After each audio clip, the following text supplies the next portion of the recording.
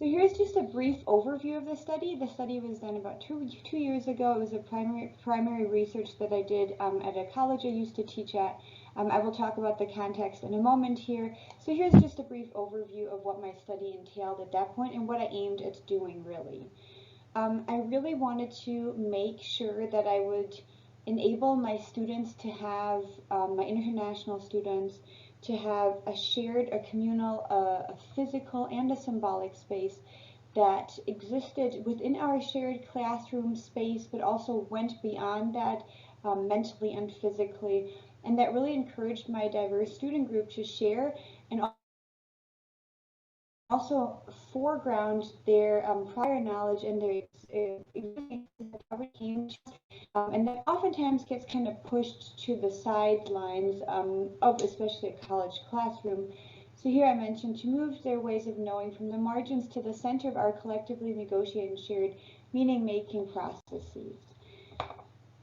What was really important for me personally about this study and why I kind of came up with this is when I moved to the US from a European country right when I was 18 just to go to college, and I was all alone there.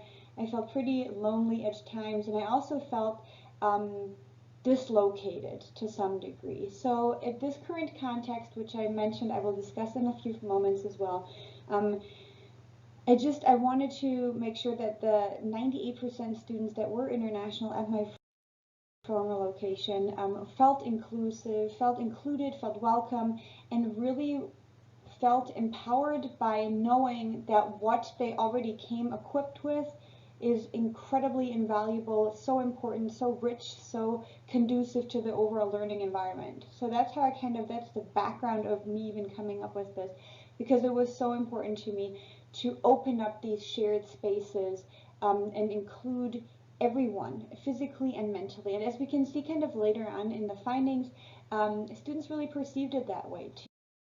So here are the objectives of the study that I had. What I really wanted to do was I really wanted my students to, like I said, to use writing to foreground their personal experiences and to shed light on how important these already were. But I also wanted them to kind of reflect and examine on their existing multilingual, multifaceted, multi-geographical, and interdisciplinary identities through textual production. And as I mentioned up here, writing is a mode of inquiry, which means that it really demonstrates how effective it is for students to write about information or content and then kind of analyze how their self-produced text enables students to kind of make sense of what they learned, wrote about, perceived, etc. And this is, of course, very empowering because then you can kind of see, oh, this is what I produced, and this is my knowledge.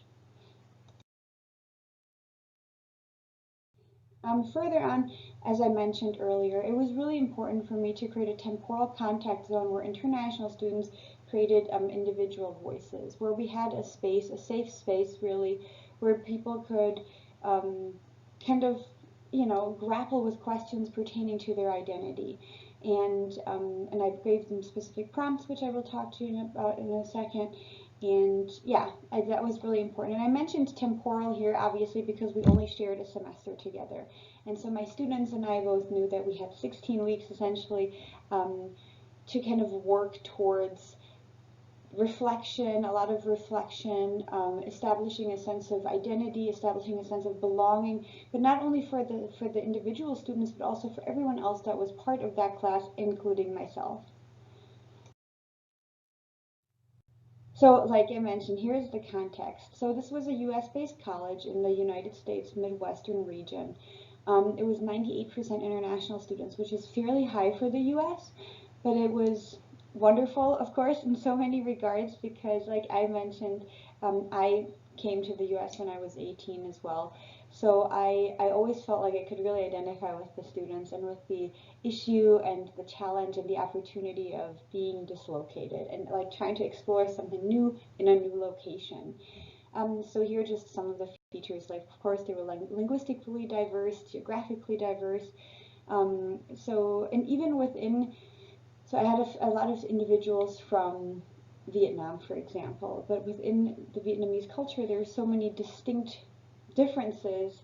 So they were not even like, oh, I have a student who's from France and another student who's from Angola. It was even within specific countries, the subcultural differences were also very prevalent and conducive or led to the course dynamic. So, and I mentioned I used this intercultural communication course, and the reason I did this is, first of all, that's my background. I always taught, you know, in the fields of applied linguistics, English, and communication. So I was always teaching in all of those realms simultaneously. So I taught intercultural communication, and because my PhD is in composition, I do believe that I have some insight into the importance of narrative writing, and I really felt like that could benefit my students. In this particular class, where a lot of times the students struggle to really understand the methodology, the concepts, the ideas, the kind of cold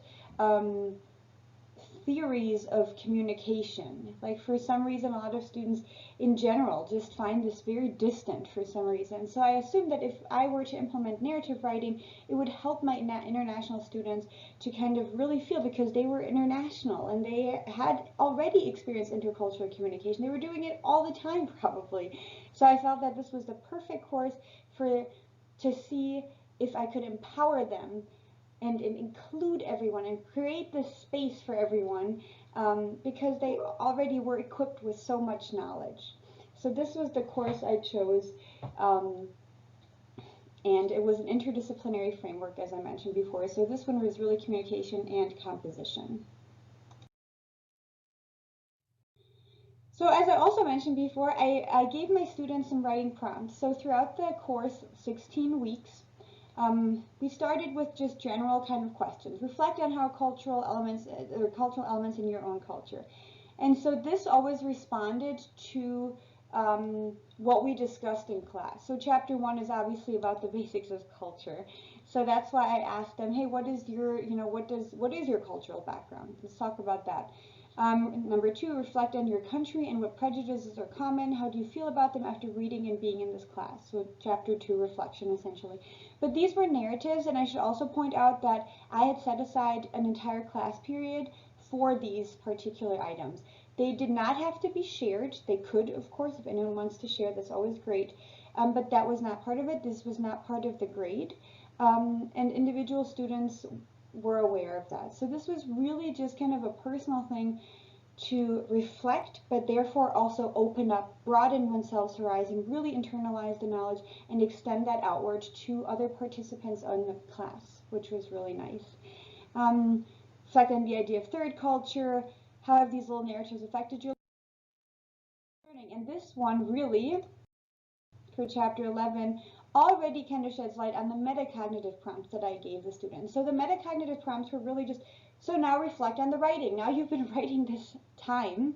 Let's look at that. Let's look back at that and see how the writing itself has been conducive or not to your development of sense of self, sense of belonging, sense of inclusion, sense of other individuals in the class, and simply understanding the course content. So the question here was, for example, have our narratives helped you get a better understanding of yourself and yourself within the course content? So this was a really big one. Again, situating the student within the course, within him or herself, and also kind of analyzing how he or she has already dealt with so many aspects of the content material in this given course.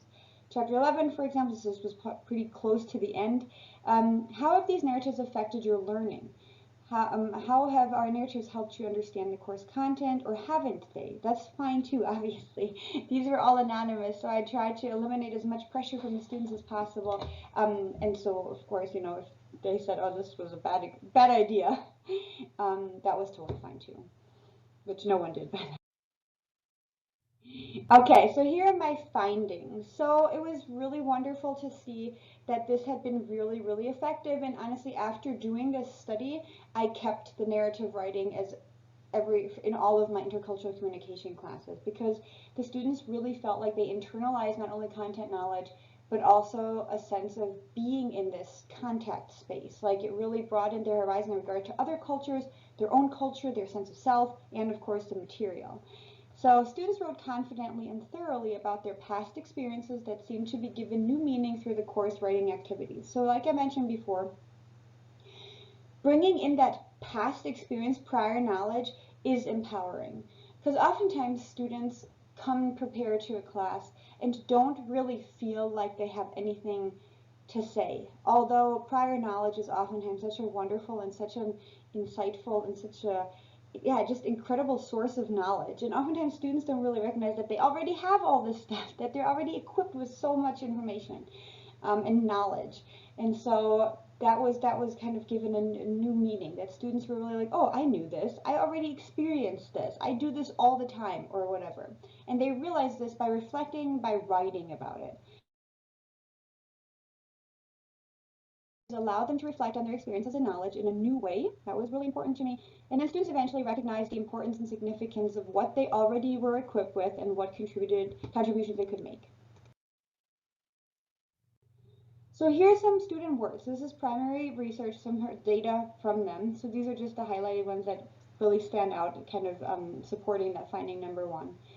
From my own experiences with my culture, I can identify myself with some materials that I have learned in the class. So again, idea of, self, like I am understanding the material and I understand myself. It is necessary to know about myself to connect with others. I thought that one was really nice because it really emphasizes this idea of self in class, attaining more knowledge, more in addition to what already exists, and then kind of connecting outward to the others. So it really establishing this really this space of connection and really including everyone, understanding the self, therefore understanding, empathizing with other people and understanding them as well. So that was really strong, I think. I think this course has some connection with my own life experiences. Okay. The next one, students also made clear connection between who they perceived themselves to be, so again, more reflection, at a point in the past, so mainly this was prior to moving to the US, and who they felt they might be now as a result of the lived experiences that were, in the class context, incredibly valuable. So now that they understand, oh, I already have such a rich background in this topic already, so now who do they see themselves as? Now and prior to coming to the US, for example, just to kind of, and that's just what most people said. Most people, if you asked, before the class, they really reflected on their experiences. This really marked, obviously, such an important or such a big deal in a person's life to move across the globe. So a lot of students really use that as kind of a marker. The students came into the classroom equipped with empowering resources in the form of prior knowledge and experiences that were and produced relevant and important course content. So then the students produced the course content. So they realized, oh, I have something to say. I've experienced all of these, the methodology, the content, the methods, the theories that are described here that are so abstract. I have concrete experiences that I can now contribute and that I can share, that will include me in the classroom, that creates an inclusive sense not only for myself but for everyone else who probably has shared something similar. So here are some words. Sometimes I feel alone in the new country where I live. I feel they're different with me, they're not my people. The important thing is I'm happy and I enjoy my life with my culture and the other culture. So it's this kind of idea again of recognizing self. This, of course, that's sad. It was sad. But recognizing the sense of self in light of the course content, in light of the other people's experiences, and then recognizing this is kind of a normal experience. Like to feel some kind of like a culture shock, essentially. And that's what a lot of people talk about was culture shock. Like coming in and just feeling really lonely and to some degree, and then being able to recognize that, oh, I have this knowledge, it's now so integral. That's empowering, and that was really beautiful to see that the students were now moving on and were kind of happier. I'm hoping that it was conducive to their happiness.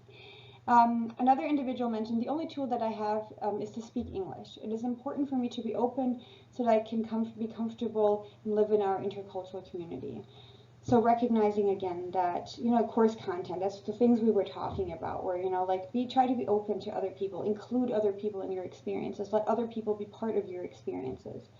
Of course, in the beginning, it can be a challenge because one can be too attached to one's own culture, customs, or either one. Nowadays, I feel that I fit into a new culture easier than in the past. Okay, so reflecting on this writing, that now that I'm looking back at myself, I'm looking at kind of this evolution of self, and now I feel like I'm doing it, it's easier, it's becoming easier for me. So that's really nice. And then the last finding was a process of connecting prior knowledge to current course content emerged throughout the course and semester and yielded a very sincere, empowering, and reflective process for students that helped them to connect with their current context and prior experiences and knowledge. So here are some words. So this is more based on the metacognitive work. Narrative helps me not only to understand the content of the lectures, but also come to know myself. And I think, again, this is so beautiful because it really emphasizes, like understanding how one personally connects with the course material. And this is so empowering to understand oneself and making sense of the self. I think that's really what's happening here. Narratives help me a lot. Whenever I write down something in the narrative, I always think and reflect on myself as well. The more I write, the more I understand and know more about myself. Or this, for example, it helped me realize the limitation. The narratives that I've written in this class so far helped me to recognize what I've learned in the class and my own experiences. So some of the findings, students were able to use writing as a way to connect prior knowledge to current knowledge. And so that really was one of the big things that I really wanted them to do. I wanted my students to use writing as a way to empower themselves and use their prior knowledge to connect with the current knowledge and to thereby establish this inclusive space out of very, very diverse voices, create an inclusive space where everyone felt welcome and everyone felt empowered because they had so much to contribute to the content of an intercultural communication class. Connect with self and self in a new physical, geographic, academically, socially, and linguistic context. Finding their voices, which of course is always empowering. So what I can say in conclusion here, really, here's my select bibliography, is that the narrative writing really helped because it gave students the option or the chance to reflect on their prior experience, their prior knowledge, who they were, and then write themselves into this new context. And by doing so, they were able to all share this incident or this instance, this moment in time, these moments in time where we wrote together, where we shared our experiences if they so desired. Like I said, that was not required, of course. But still, as you can see in the words of the students, that these opportunities really enabled my students to reflect on who they were, reflect on how important all of their knowledge really is and has been and will be. And it really, really offered them a contact zone where they could feel safe because they recognized also how powerful they were. So it really included everyone's voices to establish a really positive environment of confident writers, individuals, and students. Thank you very much for your time. I hope you've learned a lot from this and enjoyed it and just gained a lot from it. Thank you.